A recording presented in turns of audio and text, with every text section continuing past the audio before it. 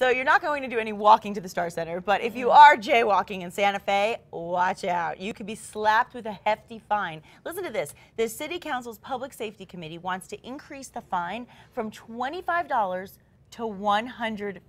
And that's for jaywalking. Wow. That might deter some people from crossing the street where they aren't supposed to. The city has dealt with a significant number of jaywalking deaths and injuries, and so a judge says increasing the fine would improve public awareness and prompt more offenders to appear in court. Yeah, see, the problem is that if the offender is a tourist, it's unlikely that they would pay the fine or show up in court. So that's a problem that they're dealing with. I'll be honest, I'm not a tourist, and I jaywalk sometimes in Santa Fe. I've done it. Yeah, so it's I gotta hard stop. not to, especially on a quiet road. Not to just jut across it, especially when it's cold. Especially in the plaza. I know. Yeah, I've done it before, so I will not do it again. Yeah, that's a steep fine. Yeah. Well, 4 New Mexico hotels are among the best in the United States. That's according to TripAdvisor. Isn't this cool? In Santa Fe, the Inn of the Five Graces was named the top small hotel and came in at number 8 for the best service.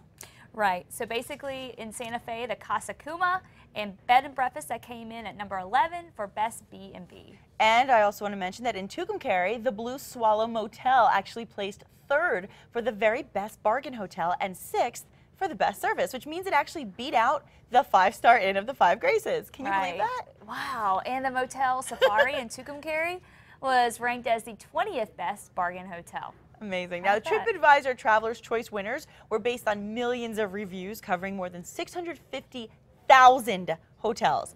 Wow. Yes. That's impressive. It's very impressive. So, you know, whether you're visiting or you live here, it's something to be proud of for sure. TripAdvisor does offer really good advice. I mean, sometimes you find these incredible deals, you're like, man, there's got to be something wrong with that place if it's going to be that cheap. And then you go, I always log on to TripAdvisor and I take a look and then you look at all the reviews and then you see all these good things. And then I have never been disappointed. Every time I've gotten an awesome deal in New Mexico, it's been like a really good stay. Yeah, so, definitely. So now you know. Good stuff. Yeah, and those are some good options for you if you're traveling around the state. Now, do you think that you're a top chef? A lot of people do. Send us a video of yourself preparing your favorite recipe, and what we're going to do is we're going to pick one a month and then invite the cook to come onto New Mexico Style and make it for us live. Right, so just make a video and then you can upload your video at casa.com or email it to us at newmexicostyle@casa.com.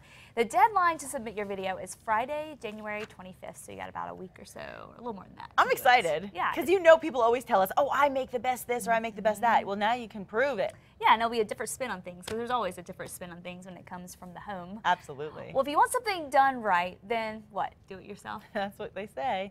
Well, that's why a 19-year-old UNM student is running for the Rio Rancho School Board. He actually says what he didn't learn in public school should be a teachable moment. News 13's Kim Valles has the story. I was taught at a very young age, if you're going to complain about something, do something about it. Well, I saw problems with our education system. I complained. Now I'm old enough to do something. Meet Alexander Weimer, a 19-year-old UNM student. He spent his elementary and some middle school years in the public school system. Then his parents decided to homeschool him. They thought that New Mexico education and the national education system was just failing students, and they did not want that to happen to me. Now Alexander wants to take a seat on this school board and share what he learned and what he didn't. I want to bring in comprehensive education, such as the Montessori method.